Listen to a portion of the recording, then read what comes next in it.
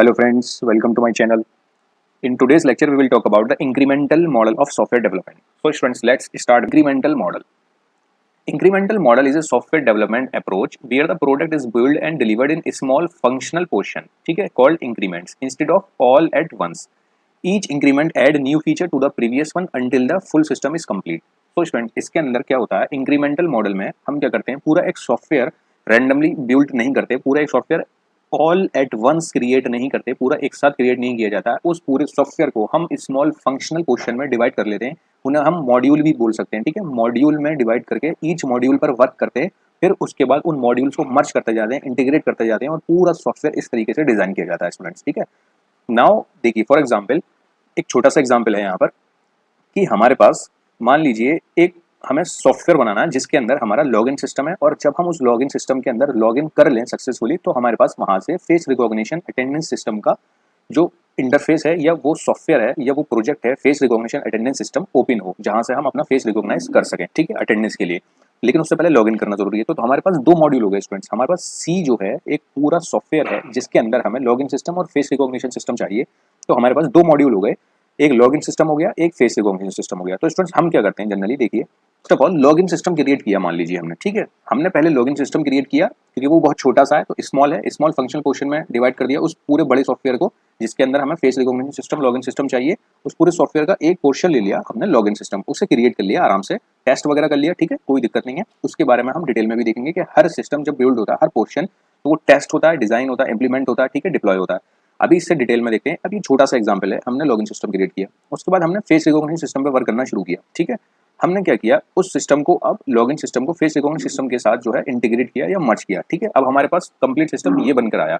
अब हम क्या करेंगे, वो जो यूजर इंटरफेस था हमारे पास सी, जो कि हमारा पूरा यूजर इंटरफेस है या डैशबोर्ड है या ठीक है, जो हमारा मेन सॉफ्टवेयर है जो हम चाहते हैं, अब उसके अंदर हमने ये जो इंक्रीमेंट हमारे पास अभी था, इंक्रीमेंट 1, इंक्रीमेंट 2, अब हमारे पास जो सी था उसके अंदर वो इंक्रीमेंट 3rd होगा। हमने वो सी क्रिएट किया और उसके अंदर ये जो हमारे पास इंक्रीमेंट 2 था वो मर्ज कर दिया स्टूडेंट, ठीक है। तो इस तरह से हम पोर्शन बाई पोर्शन क्रिएट कर रहे हैं, पहले लॉगिन सिस्टम, फिर फेस रिकॉग्निशन सिस्टम, फिर उसके बाद उसे पूरे एक अलग से यूजर इंटरफेस बना के उस पूरे सिस्टम को उसमें मर्ज कर दिया, ठीक है। तो अब हमारे पास पूरा सॉफ्टवेयर कैसे आया कि हम एंटर करेंगे सॉफ्टवेयर सी में, पूरा एक यूजर इंटरफेस है। उसके बाद हमने क्या किया, क्लिक किया लॉगिन सिस्टम पर, लॉगिन सिस्टम के अंदर हमें फेस रिकॉग्निशन सिस्टम मिल रहा है देखने को, तो मॉड्यूल बाय मॉड्यूल में डिवाइड कर करके इस तरह से सॉफ्टवेयर क्रिएट किया है। तो स्टूडेंट्स यही इंक्रीमेंटल मॉडल होता है। तो स्टूडेंट्स देखिए, ऐसा भी हो सकता है, यहाँ पर हमने मर्ज किया है। अब देखिए, तो ये मैंने एक डायग्राम बनाया है जो आपको देखने को नहीं मिलेगा जनरली कहीं पर। अब हमने क्या किया, हमने दो सिस्टम हम बना रहे हैं। मान लीजिए हमें बनाना है एक सॉफ्टवेयर, हमें एक सॉफ्टवेयर बनाना है, सॉफ्टवेयर सी, जिसके अंदर हमारे पास दो बटन होने चाहिए। एक बटन पर क्लिक करें तो फेस रिकॉग्नाइज हो, हमारा फेस रिकॉग्निशन ऐप ओपन हो, ठीक है, या फेस रिकॉग्निशन सिस्टम उसके अंदर आना चाहिए। और दूसरा हम बटन पर क्लिक करें तो हमारे पास कोई भी दूसरा प्रोजेक्ट आना चाहिए, जैसे एक्सीडेंट डिटेक्शन सिस्टम आ गया। तो हमारे पास एक सॉफ्टवेयर है जिसके अंदर ये दो मॉड्यूल होने चाहिए इंडिपेंडेंट, ठीक है। तो हम इसे कैसे क्रिएट करेंगे इंक्रीमेंटल मॉडल से, सबसे पहले एक सॉफ्टवेयर पर काम करेंगे, ए पर हम फेस रिकॉग्निशन कंप्लीट कर लेते हैं। फिर उसके बाद हम इंडिपेंडेंट, क्योंकि देखिए एक्सीडेंट डिटेक्शन सिस्टम का फेस रिकॉग्निशन सिस्टम के साथ कोई भी इंटीग्रेशन या कोई भी लेना देना नहीं है, ये इंडिपेंडेंट है, तो हम इसके साथ इंटीग्रेट नहीं कर रहे। जैसे हमने पिछली स्लाइड में हमने देखा, लॉगिन सिस्टम को फेस रिकॉग्निशन के साथ जो है हम मर्ज कर रहे हैं, ठीक है। बट ऐसा भी हो सकता है कि दो मॉड्यूल आपस में डिपेंड ना करते हो, ठीक है, तो इंडिपेंडेंट हो, तो हम उसे क्रिएट करेंगे, फिर उसे करेंगे और दोनों को सी मॉड्यूल के अंदर इंक्रीमेंट आपका इंटीग्रेट कर देंगे, ठीक है। तो ये भी इंक्रीमेंटल मॉडल है, हमने पूरे एक सॉफ्टवेयर को डिफरेंट मॉड्यूल में बनाया और फिर उसे इंटीग्रेट कर दिया, ठीक है। अब देखिए students, now students before moving to the next slide, please don't forget to subscribe my channel and share and like my videos, and you can also connect me on my WhatsApp number regarding notes and any other help regarding subject. Now students, this is the main diagram of incremental model जो मैंने बनाया है बहुत ज़्यादा research के बाद।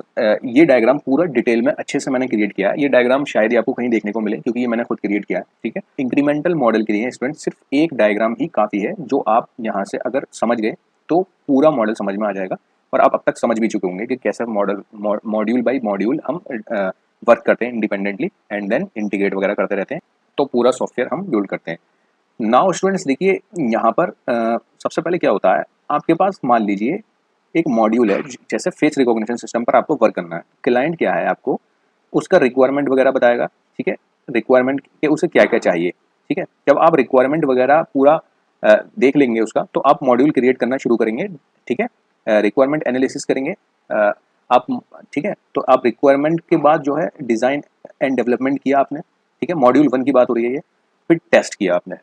देखिए students, test के बाद क्या होता है कि एक मॉड्यूल हमारे पास कंप्लीट हो गया, तो अब हम उसे अच्छे से चेक कर लें कि ये सही काम कर रहा है या नहीं। हम उसे क्लाइंट को दिखा देंगे स्टूडेंट्स।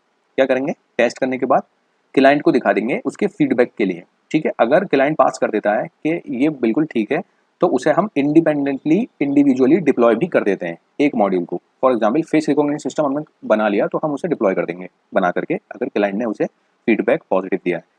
नाउ मान लीजिए अब एक्सीडेंट डिटेक्शन सिस्टम पर काम कर रहे हैं, सेकंड मॉड्यूल है हमारा।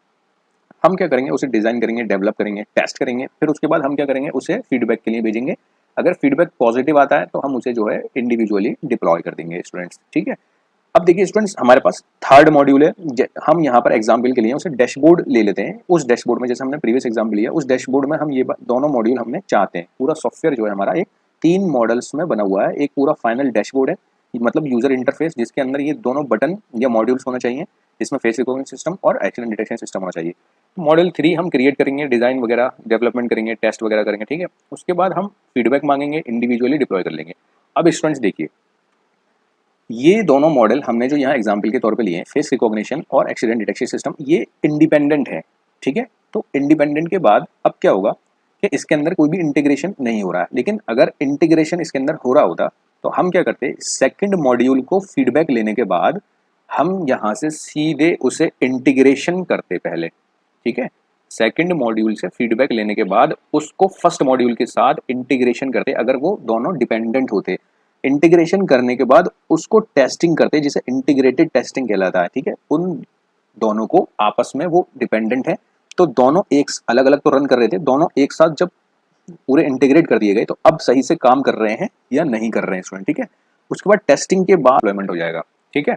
आपको इस डायग्राम में स्टूडेंट्स ये समझना है कि ये iterative incremental model module by module में काम करता है, ठीक है। Module by module small portions में डिवाइड करके ये काम करता है, जिसके अंदर हर मॉड्यूल कंप्लीट होने के बाद फीडबैक ले सकते हैं और उसे डिप्लॉय कर सकते हैं। और अगर इंटीग्रेशन किसी 2 मॉड्यूल के बीच में हो रहा है तो उसे इंटीग्रेट यहाँ से हम कर सकते हैं, और उसके बाद इंटीग्रेटेड टेस्टिंग हो जाएगी, और फिर उसके बाद फाइनली डिप्लॉय करके मेंटेनेंस होता है उसका फ्यूचर में, ठीक है। तो इस तरह से इंक्रीमेंटल मॉडल स्टूडेंट्स वर्क करेगा। Now phases of the incremental model students. तो phases of the incremental model में फेजेस वही सेम रहते हैं, जैसे मैंने बताया, डायग्राम से भी आप समझ सकते हैं। रिक्वायरमेंट गैदरिंग होती है, स्टेक होल्डर से सारी रिक्वायरमेंट गैदरिंग हो जाती है। फॉर एग्जाम्पल अगर हम क्रिएट कर रहे हैं, डिवाइड करेंगे प्रोजेक्ट को 2 इंक्रीमेंट में, जैसे इंक्रीमेंट 1 लॉगिन सिस्टम हो गया, इंक्रीमेंट 2 पेमेंट गेटवे हो गया, ठीक है। तो इस तरह से अलग अलग इंक्रीमेंट मतलब मॉड्यूल में आप तोड़ करके सॉफ्टवेयर बना सकते हैं। डिज़ाइन फेज में वही होता है स्टूडेंट्स, आप सिस्टम आर्किटेक्चर वगैरह डिज़ाइन करते हैं और कहते हैं यूज़र इंटरफेस डिज़ाइन उसका बनाते हैं। तो यहाँ पर मैंने अच्छे से एक्सप्लेन करने के लिए इस मॉडल्स में, मैंने और किसी मॉडल्स में ये बताया नहीं था, यहाँ मैंने अच्छे से यहाँ ले लिया है कि हाई लेवल डिज़ाइन होता है और लो लेवल डिज़ाइन होता है। हाई लेवल डिज़ाइन में हम ये देखते हैं कि सिस्टम आर्किटेक्चर कौन सा यूज़ कर रहे हैं, माइक्रो सर्विस या मोनोटोलिक, ठीक है। तो इन आर्किटेक्चर्स के लिए अपने आप में एक वीडियो चाहिए स्टूडेंट्स एक्सप्लेन करने के लिए, ठीक है। तो आप इसका मीनिंग देख सकते हैं कि micro service architecture system design में क्या होता है, जो कि बहुत ज़्यादा इंपॉर्टेंट है आज के टाइम में, इंटरव्यूज में पूछा जाता है। माइक्रो सर्विस आपका सिस्टम डिज़ाइन में आर्किटेक्चर जो होता है, आपका एप्लीकेशन है, उसे वेरियस इंडिपेंडेंट सर्विसेज में ब्रेक डाउन कर दिया जाता है, जिसमें अलग अलग डेटाबेस यूज़ किए जाते हैं। मोनोथोलिक में सिंगल डेटाबेस यूज़ किया जाता है, ठीक है, और आपका एक ही सर्विस होती है, ठीक है, जिसके अंदर हम सब काम करते हैं। तो आप इसे डिटेल में, मैं इसके ऊपर वीडियो बना दूंगा, या आप इसे डिटेल में फिलहाल के लिए ऐसे समझ सकते हैं, ठीक है। तो डेटाबेस डिज़ाइन क्या है, टेबल्स रिलेशनशिप क्रिएट करते हैं, एपीआईज वगैरह के बारे में देखते हैं। लो लेवल डिज़ाइन में और स्पेसिफिक मॉड्यूल के लिए जो एल्गोरिथम वगैरह यूज़ हो रही हैं, उसके बारे में देखते हैं कि वो किस तरीके से डिज़ाइन होंगे। नाउ स्टूडेंट्स, डेवलपमेंट फेस आता है, उसके बाद जैसा हम जानते हैं कोडिंग वगैरह, और इसके अंदर गिट का यूज़ होता है, क्योंकि इसके अंदर मॉड्यूल बाई मॉड्यूल वर्क कर रहा है। एक मॉड्यूल क्रिएट हुआ, दूसरा मॉड्यूल क्रिएट हुआ, तो उसमें इंटीग्रेट करना पड़ता है, चेंज करना पड़ता है, पूरा मिलाना पड़ता है, तो गिट का यूज़ होता है। टेस्टिंग में आपकी, मैंने यहाँ पर इस मॉड्यूल में भी थोड़ा डिटेल में लिखा है टेस्टिंग को। यूनिट टेस्टिंग होती है, इंडिविजुअल फंक्शन वगैरह उसके अंदर, जैसे यूनिट टेस्टिंग में स्टूडेंट्स इंडिविजुअल फंक्शन डिटेक्ट किए जाते हैं, ठीक है, इंडिविजुअल फंक्शन टेस्ट किए जाते हैं। और इंटीग्रेशन टेस्टिंग में होती है कंपैटिबिलिटी विद प्रीवियस इंक्रीमेंट, जो हमने एक इंक्रीमेंट क्रिएट किया है और दूसरा इंक्रीमेंट क्रिएट किया, मीन्स मॉड्यूल, डिफरेंट मॉड्यूल या पोर्शन, उसे हमने जो हमने उसे इंटीग्रेट किया है, तो पूरी एक इंटीग्रेटेड टेस्टिंग होगी। सिस्टम टेस्टिंग फाइनली होती है पूरे सॉफ्टवेयर की एंटायर सिस्टम में कि वो किस तरीके से वर्क कर रहा है या नहीं कर रहा है करेक्टली। ठीक है स्टूडेंट्स, नाउ इंटीग्रेशन फेस होता है स्टूडेंट्स इसके अंदर। इंटीग्रेशन फेस में वही होता है, the newly developed increment integrated the existing software, this can involve merging code, resolve conflict, ensuring that the component work together smoothly. ठीक है, ये हमने देख लिया था डायग्राम में। डिप्लॉयमेंट कर दिया जाता है इंक्रीमेंट प्रोडक्शन इन्वायरमेंट में, deploy the working increment to production environment. Feedback लिया जाता है improvement in the next increment में, फीडबैक लिया जाता है, अगर कुछ दिक्कत है तो फिर हम दोबारा से उसे वर्क करते हैं उसके ऊपर। नाउ मेंटेनेंस स्टूडेंट्स हमने देखा, update and improve the software over time. Now advantages of incremental model students. तो देखिए एडवांटेजेस ये बहुत इंपॉर्टेंट है। एडवांटेजेस में अर्ली डिलीवरी हो जाती है इसमें कि हमारे पास कोई एक वर्किंग मॉडल तो आ जाता है ना, एक मॉड्यूल हमने कंप्लीट कर लिया तो कुछ ना कुछ पूरा सॉफ्टवेयर ना मिला हमें, लेकिन पूरे सॉफ्टवेयर का जो एक मॉड्यूल है वो हमें मिल जाता है। Early delivery, lower initial risk.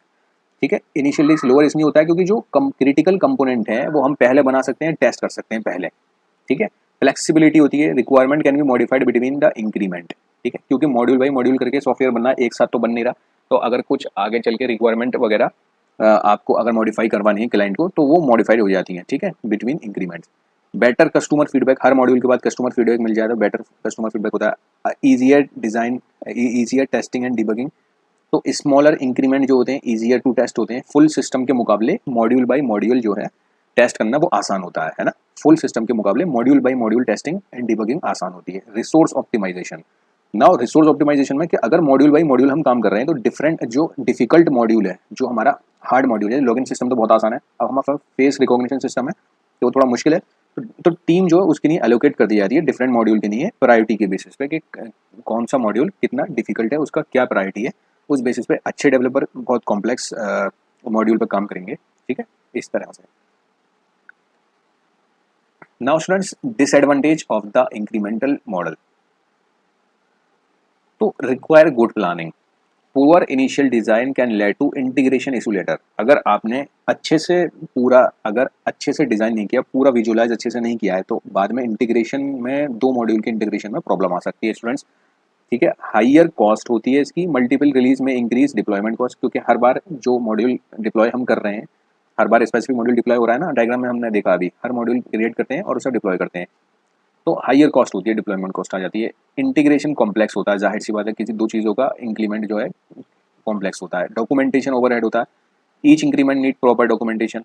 ठीक है, हर एक मॉड्यूल जैसे हमने देखा, मॉड्यूल 1 मॉड्यूल 2 मॉड्यूल 3 उसकी रिक्वायरमेंट अलग है, तो डॉक्यूमेंटेशन चाहिए प्रॉपर बहुत ज़्यादा।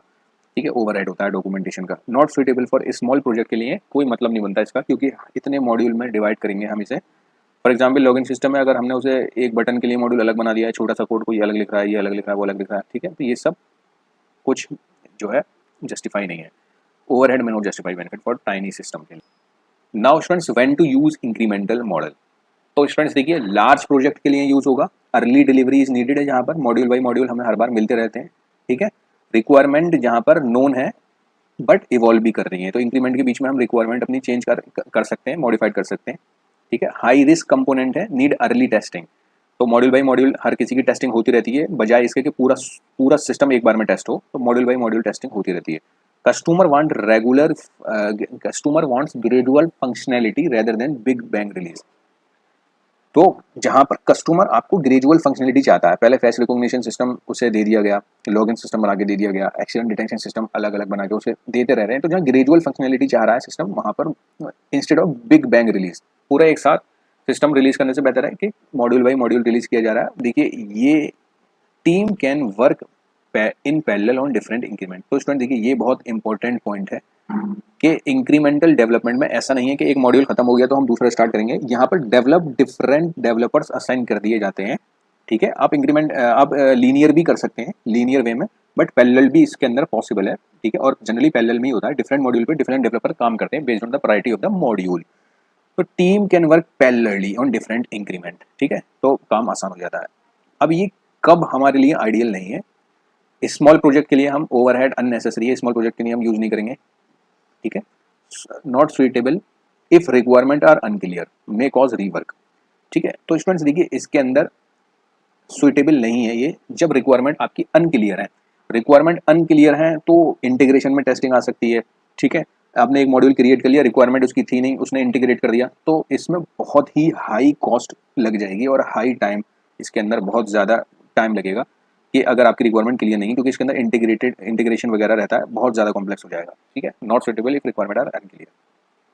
So students, thank you very much. Please don't forget to subscribe my channel, like and share my videos. So we will meet in next videos. Thank you very much.